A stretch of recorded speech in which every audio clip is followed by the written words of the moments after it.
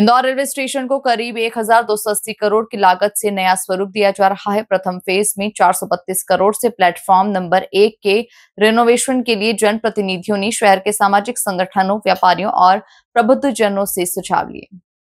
इंदौर शहर में बढ़ते यातायात के दबाव के साथ आने वाले समय में बढ़ने वाली जनसंख्या को देखते हुए इंदौर के रेलवे स्टेशन को नए स्वरूप में बनाए जाने के लिए केंद्र सरकार द्वारा 1280 करोड़ रुपए से रेलवे स्टेशन का रेनोवेशन किया जा रहा है। इसके प्रथम चरण में 432 करोड़ रुपए से प्लेटफॉर्म नंबर 1 और प्लेटफॉर्म नंबर 4 का रेनोवेशन किया जाना है।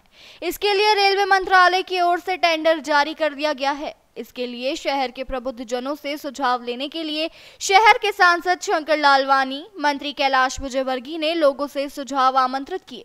इस बैठक में रेलवे विभाग द्वारा निर्माण कार्य का प्रेजेंटेशन दिया गया, जहां स्टेशन परिसर में किस प्रकार से निर्माण किया जाएगा इसकी जानकारी भी आम लोगों को दी गई। बैठक के दौरान प्लेटफॉर्म नंबर 1 पर लगने वाले ट्रैफिक जाम और सरवटे बस स्टैंड से निकलने वाली बसों का रूट बदलने पर चर्चा की गई।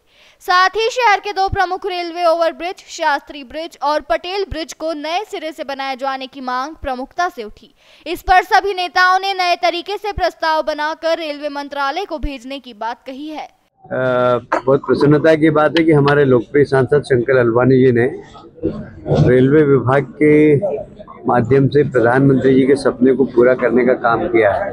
प्रधानमंत्री जी विकसित भारत की बात करते हैं, हमारे मुख्यमंत्री विकसित मध्य प्रदेश की बात करते हैं और हम सब, हमारी टीम है वो विकसित इंदौर की बात करती है।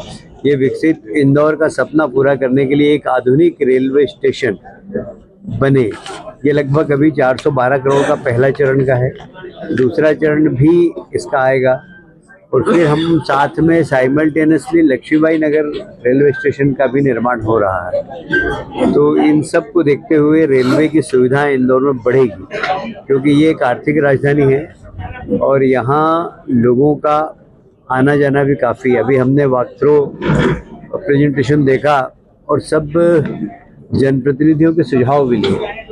माननीय महापौर जी ने सुझाव दिए, मधु वर्मा जी ने सुझाव दिए, तुलसी भैया ने सुझाव दिए, हमारे सब विधायक बंधुओं ने भी सुझाव दिए। उन सब सुझावों को इनकॉर्पोरेट करके और कैसे अच्छी से अच्छी नागरिक सुविधा रेलवे स्टेशन के माध्यम से मिल सके। अभी जो वॉक थ्रू में हमें रेलवे स्टेशन का प्रदर्शन कराया गया तो ऐसा लग रहा था कि एयरपोर्ट हो, जिससे एयरपोर्ट से भी बड़ा खूबसूरत शंकर जी ने योजना बनवाई है। एक तो पूरे शहर की ओर से शंकर जी को हम धन्यवाद देंगे और प्रधानमंत्री जी को धन्यवाद देंगे। रेल मंत्री जी हमारे मित्र हैं अश्विन जी, उनको भी हम धन्यवाद देंगे कि उन्होंने इंदौर को रेलवे की ओर से प्रथम सौगात 412 करोड़ की दी है, फिर द्वितीय सौगात और तृतीय सौगात ऐसे वो देंगे, क्योंकि इंदौर विकसित हो रहा है। अभी मनमाड़ लाइन भी बन रही है तो ट्रेन की संख्या बढ़ेगी और इसलिए रेलवे का आवागमन बढ़ेगा। हमने इन सब बात को ध्यान में रखते हुए सिंहस्थ में भी हम कहाँ होंगे और रेलवे का काम कितना चलेगा, कैसे लोगों को असुविधा नहीं हो, इसकी भी हमने चिंता की है और अधिकारियों को अवगत कराया है कि आप जब भी काम करें तो इस बात का ध्यान रखें कि रेलवे का काम सिंहस्थ के पहले तक कंप्लीट हो जाए नीचे का। तो उन्होंने स्पष्ट किया है कि 2 माले तक हम काम कंप्लीट कर देंगे, इसलिए आने वाले नागरिकों को असुविधा भी नहीं होगी। तो ये एक डेमोक्रेसी का बहुत अच्छा उदाहरण है कि सरकार काम करती है तो जनता से राय ले, तो जनता के जनप्रतिनिधि थे, व्यापारी थे। इंदौर रेलवे स्टेशन का रीडेवलपमेंट का काम प्रारंभ हो गया है और अभी शुरुआती दौर है।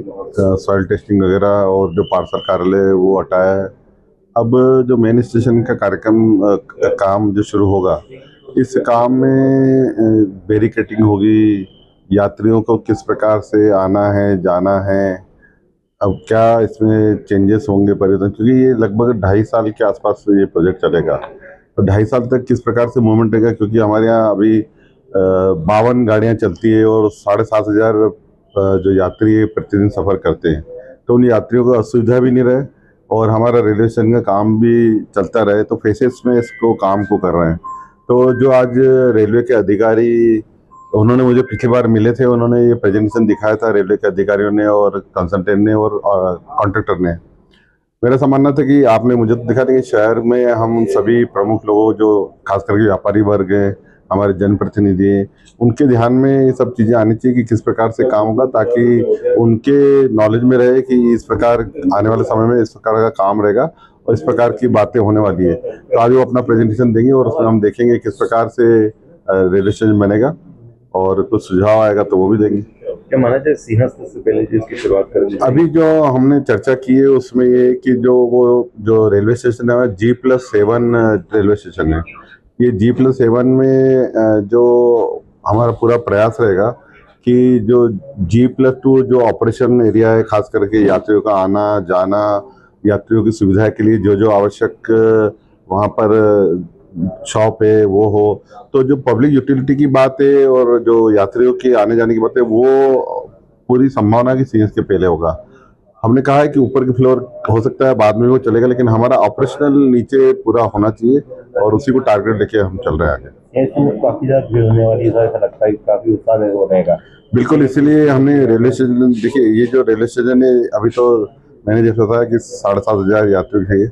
आने वाले समय में जो हम प्लान कर रहे हैं एयरपोर्ट की तर्ज पे ये रेलवे स्टेशन बनेगा, जो माननीय मोदी जी का सपना है कि रेलवे जो आम व्यक्ति सफर करता है वो बेहतर हो, उसी को देखते हुए माननीय हमारे रेल मंत्री जी ने, अश्विनी वैष्णव जी ने इसकी डिजाइन बनाई है।